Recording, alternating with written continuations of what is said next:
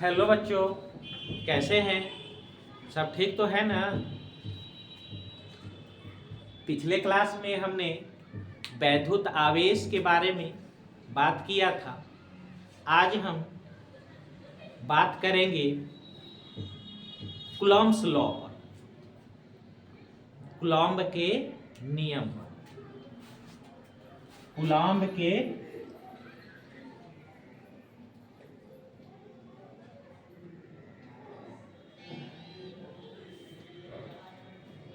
Coulomb के नियम।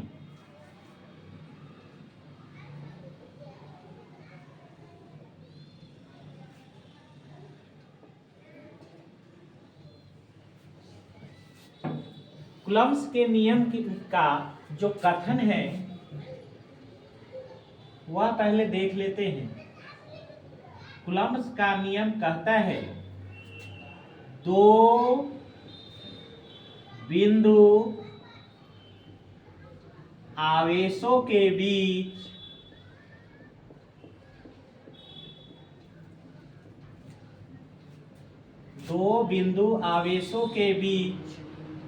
लगने वाला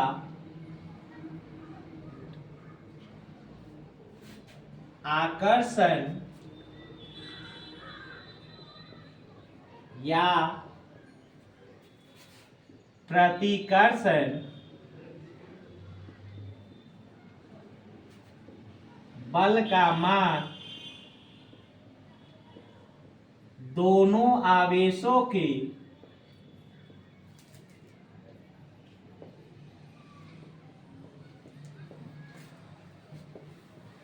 बीच की दूरी के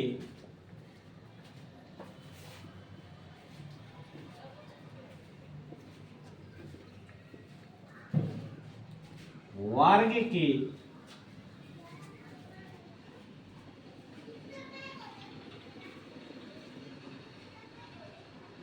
व्युत्क्रमानुपाती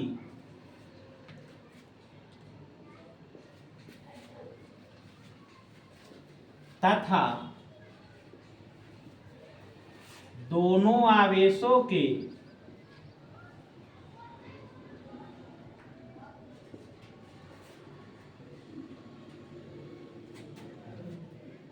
गुणनफल के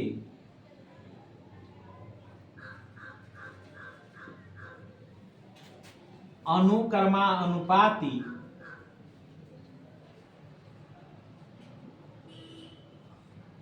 होता है।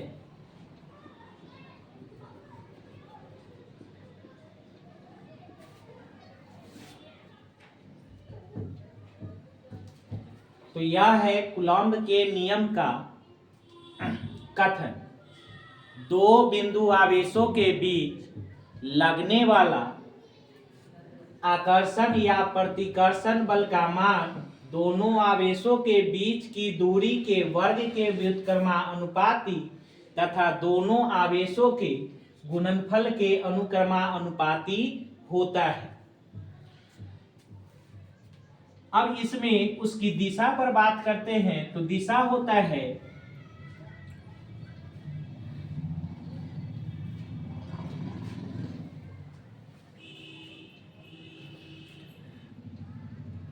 आकर्षण अथवा प्रतिकर्षण बल की दिशा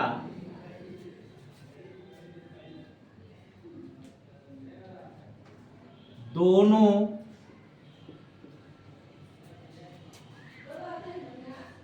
आवेशों को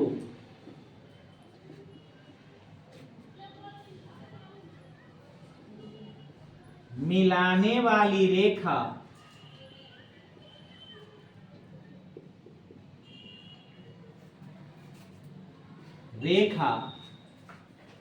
के अनुदिश होता है।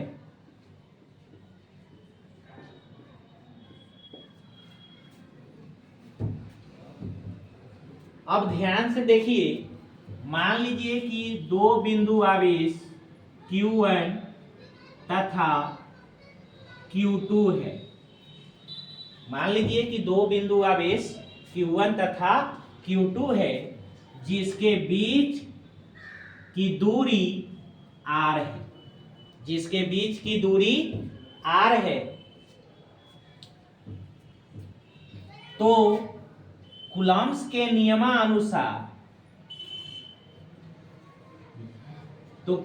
नियमानुसार इन दोनों आवेशों के बीच लगने वाला वैद्युतीय आकर्षण अथवा प्रतिकर्षण बल F का मान जो होगा वह होगा F अनुक्रमानुपाती 1/r² तथा F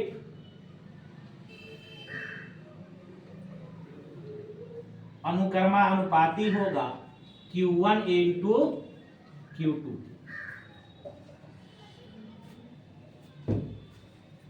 अब हम इसको लैंग्वेज में आगे बढ़ाते हैं कि यदि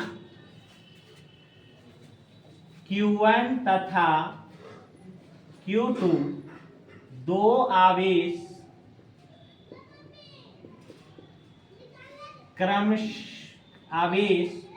एक दूसरे से r दूरी पर हैं, तो वैद्युतीय आकर्षण बल का मान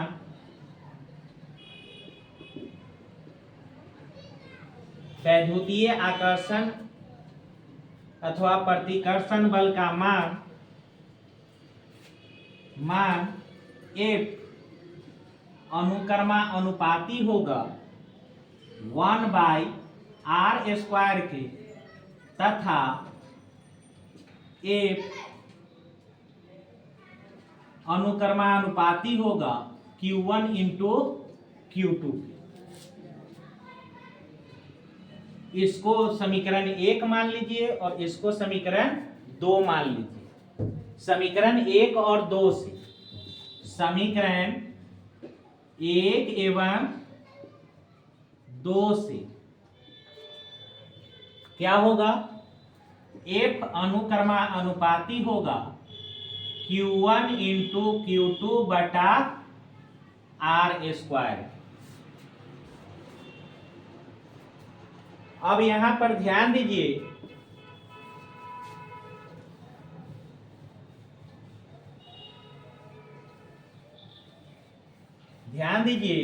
इस अनुक्रमानुपात का चिन्ह इस अनुक्रमानुपात के चिन्ह को अगर हटाते हैं तो F बराबर होगा एक constant K into Q1 into Q2 बटा r², जहां K एक नियतांक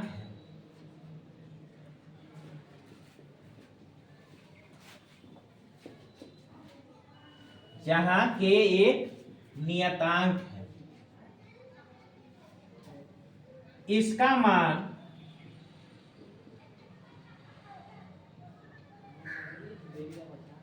प्रायोगिक रूप से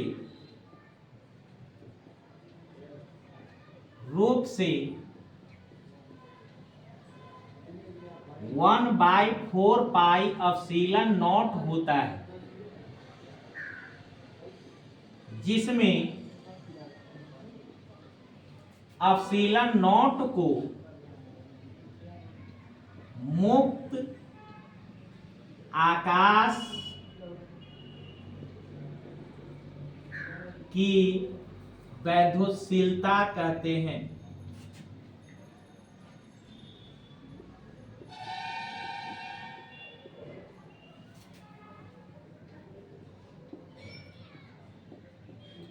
जहां ε0 को मुक्त आकाश की वैद्युतशीलता कहते हैं।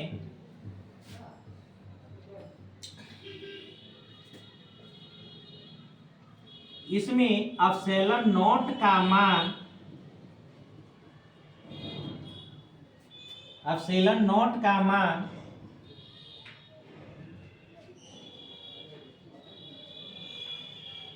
8.85 गुने 10 टू द पावर -12 फराड प्रति मीटर होता है।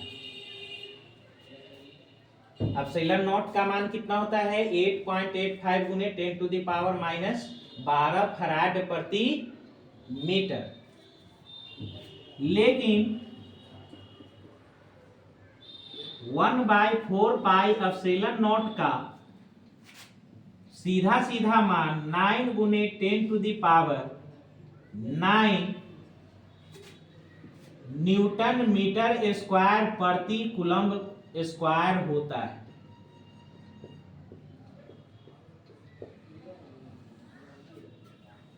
एप्सिलॉन नॉट के बारे में वैद्युशीलता या इसी को कहा जाता है परावैद्युतांक।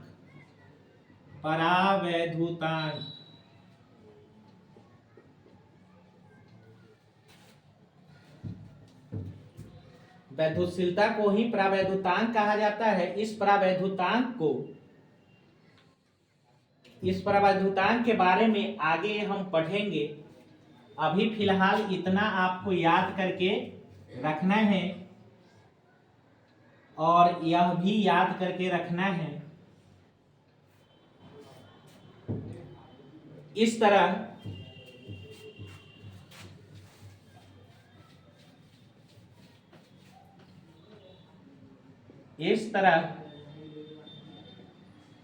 F बराबर 1/4 pi epsilon not Q1 into Q2 बटा R स्क्वायर हुआ, जिसमें एप्सिलॉन नॉट बराबर 8.85 गुने 10 टू द पावर -12 फराड प्रति मीटर तथा 1/4 पाई एप्सिलॉन नॉट बराबर 9 गुने 10 to the power 9 newton metre square प्रति कूलम्ब स्क्वायर होता है। यही आपको कूलम्ब के नियम का सूत्र है जो याद करके रखना है। इस सूत्र को याद करके रखना है, क्योंकि आप जानते हैं फिजिक्स में नियम, सिद्धांत, प्रमेय, सूत्र, यह सब इम्पोर्टेंस होता है। अगर आपको यह सब याद नहीं है तो आप इससे कुछ नहीं कर सकते। अब इस फार्मूला पर से संबंधित कुछ प्रश्न पर विचार करते हैं। जैसे एक प्रश्न है,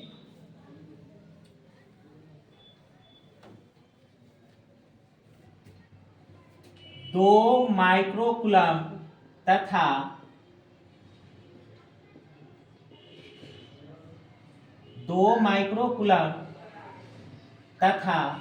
3 माइक्रोकूलम्ब के दो आवेश एक दूसरे से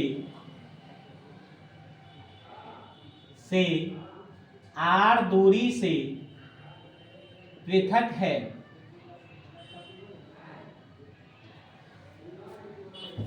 दो माइक्रोकूलम्ब तथा 3 माइक्रोकूलम्ब के दो आवेश एक दूसरे से r नहीं 40 सेंटीमीटर की दूरी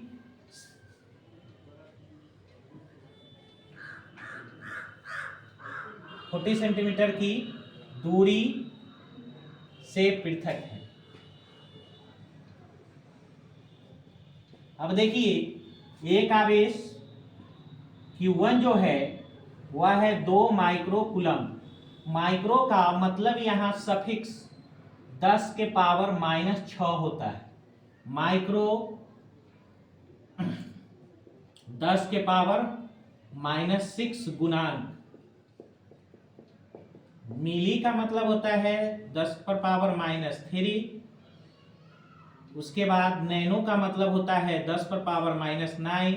पीको का मतलब 10 पर पावर -12। यह गुणांक सफिक्स याद करके रखिए। ऐसा यूनिट में आकर के यह जो है, ऐसा यूनिट में आकर के यह वैल्यू जो है गुणांक के रूप में बदल देता है, अर्थात यह जो हो जाएगा 2 माइक्रो कूलम, वह हो जाएगा 2 गुने 10 पर पावर माइनस 6 कूलम। और दूसरा आवेश Q2 जो है वह 3 माइक्रो कूलम है, तो यह हो जाएगा 3 गुने 10 पर पावर माइनस 9। इस दोनों के बीच की दूरी है 40 सेंटीमीटर। कितना है? 40 सेंटीमीटर। अब देखिए, फिजिक्स का न्यूमेरिकल अगर आप बना रहे हैं तो हमेशा याद रखिए कि डाटा जो है वह मेरा एसआई यूनिट में होने चाहिए। अगर आपका डाटा एसआई यूनिट में है तो आपको परेशानी कम होगी। इसीलिए इस 40 सेंटीमीटर को हम मीटर में बदल दिए। कितना हो गया? 0.4 मीटर। यह 0.4 मीटर 0.4 मीटर हो गया। अब हम फॉर्मूला अप्लाई करते हैं। F बराबर कितना हो गया? 1/4 पाई एप्सिलॉन नॉट। Q1 कितना है? फॉर्मूला क्या है? Q1 Q2 बटा R स्क्वायर। यहाँ 1/4 पाई एप्सिलॉन नॉट का मान कितना होता है? देखिए 1/4 पाई एप्सिलॉन नॉट का मान यहाँ आपको लिखा गया है। कितना है?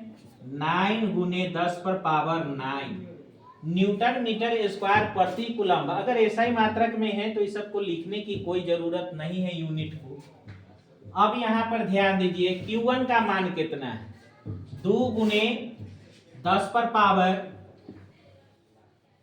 माइनस 6 और Q2 कितना है? 3 गुने 10 पर पावर माइनस 19। अब बटा में यह कितना हो गया? आर स्क्वायर का मान कितना होगा? तो 0.4 का स्क्वायर। अब हम इसका कैलकुलेशन करेंगे।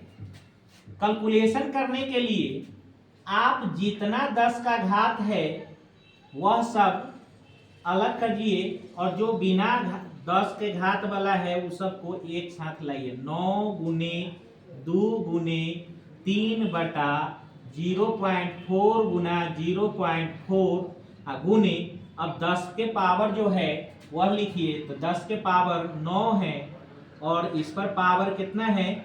6 है और इस पर कितना है? माइनस 19 है। और बल का ऐसा ही मात्रा क्या होता है? न्यूटन। इतना न्यूटन लिख देंगे। अब यहाँ 10 हो गया, ये पॉइंट हटाए, इस पॉइंट को हटाएंगे तो कितना हो जाएगा? 10 हो जाएगा। 2 दूना 4, कितना हो जाएगा? तो यहाँ पर 9 को 3 से गुना करेंगे तो 27 बटा कितना हो जाएगा? 4 दूना 8 गुने 10 पर पावर।